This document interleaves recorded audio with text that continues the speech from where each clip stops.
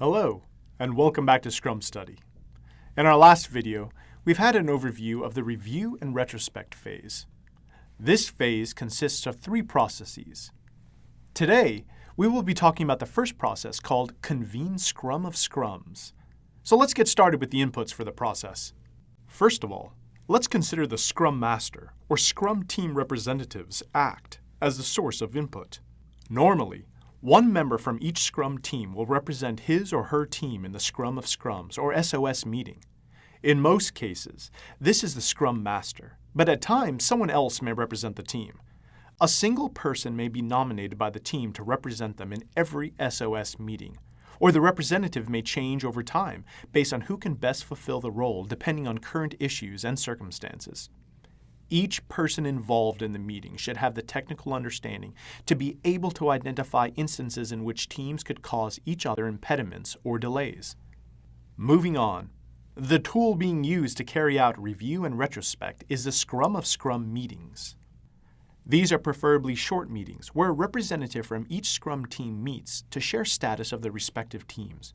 The Scrum of Scrums, or SOS meeting, is held at predetermined intervals or when required by Scrum teams to facilitate the sharing of information among different Scrum teams.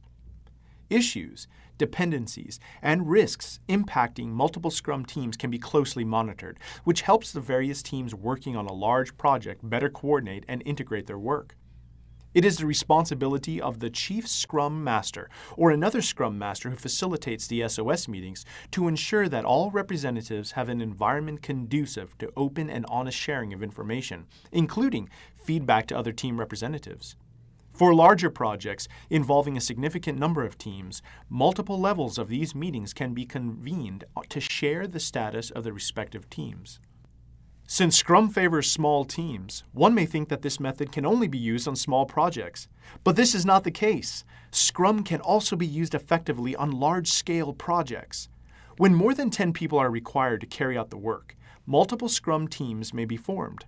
The project team consists of multiple Scrum teams working together to create deliverables and product releases, so as to achieve outcomes desired for the overall project. Since a project can have multiple Scrum teams working in parallel, coordination between different teams becomes important. The Scrum teams usually communicate and coordinate with each other in a variety of ways, but the most common approach is known as a Scrum of Scrums, or SOS meeting. Members representing each Scrum team come together to discuss progress, issues, and to coordinate activities between teams. These meetings are similar in format to the daily stand-up meetings. However, the frequency of the Scrum of Scrums could be at predetermined intervals or coordinated as required by the different Scrum teams. A Scrum of Scrums meeting is an important element when scaling Scrum to large projects. Typically, there is one representative in the meeting from each Scrum team, usually the Scrum Master, but it is also common for anyone from the Scrum team to attend the meeting if required. This meeting is usually facilitated by the Chief Scrum Master and is intended to focus on areas of coordination and integration between different Scrum teams. This meeting is conducted at predetermined intervals or when required by the Scrum teams. In organizations that have several Scrum teams working on portions of a project simultaneously, the SOS meeting can be scaled up another level to what is referred to as a Scrum of Scrums meeting. In this situation, an SOS meeting is held to coordinate each group of Scrum teams working on portions of a related project, and then a Scrum of Scrums meeting may be held to coordinate and integrate projects at a higher level. Teams have to carefully evaluate the benefit of having Scrum of Scrums meetings, as the third layer adds a significant amount of logistical complexity. We have a diagram here to illustrate the concept of the Scrum of Scrums, or SOS, and the Scrum of Scrums meeting. In this example, there are 6 Scrum teams working simultaneously. Scrum teams A, B, and C are working on portions of a related project, while Scrum teams D, E, and F are working on portions of another related project. A Scrum of Scrums meeting is held to coordinate the interdependencies between the related projects. A Scrum of Scrums meeting may then be conducted to coordinate and manage dependencies across all projects. The next tool being used is the set of 4 questions per team. In this, each Scrum team representative will provide updates for his or her team in turn. These updates are usually provided in the form of answers to 4 specific questions. What has my team been working on since the last meeting? What will my team do until the next meeting? What were other teams counting on our team to finish that remains undone?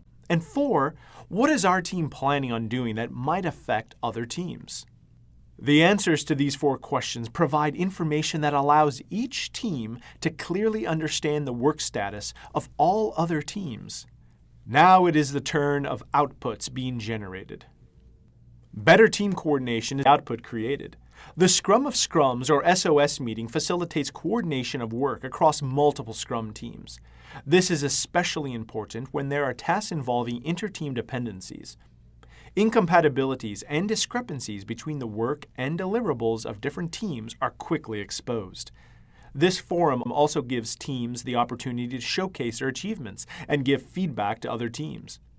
By using the SOS meeting, there is collaboration across the organization, as opposed to people working in closed teams concerned primarily with their individual responsibilities. With this, we wrap up the video on the process Convene Scrum of Scrums. I hope this session was easy to understand. In the forthcoming video, we will take you through the next process called Demonstrate and Validate Sprint. Stay tuned, and thanks for watching.